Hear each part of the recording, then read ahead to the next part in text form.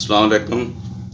मैं जो भी कोई नुस्खा दिता ना, मैं लंबी वीडियो नहीं बनाता ताकि लोग बड़े परेशान होते हैं। पहले उनका वजूहात दसते हैं, फिर उनका तरीका दसते हैं, फिर तरीफा करते हैं। साड़ी जिंदगी के मेरे तजर्बात जी चीज़ा मैं 40 साल तो इस्तेमाल की ना, तो वो पेश कर रहे हैं। इस वास्ते क्या मेरी जिंदगी तो बाद भी कदे तुम याद करोगे।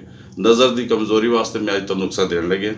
हाँ जी, नज़र की कमज़ोरी वास्ते जेडे लोग काफ़ी धुंधला नज़र आता है, पढ़ते हैं तो अगों एनक तो बगैर पढ़ नहीं सकते, या उनके सिर च दर्द भी होता है, जोर लाते हैं दिमाग से बोझ भी पैदा होता है।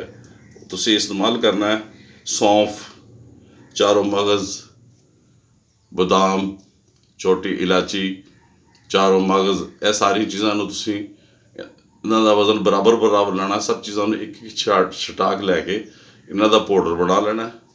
पाउडर बना के ग्लैक्सोडी के अंदर पाउडर मिक्स करने अद्धी डब्बी, ये सारी चीज़ों बंद करके एक डब्बे तैयार कर लो। खाना खाने तो बाद 2 चमची सुबह, 2 शाम।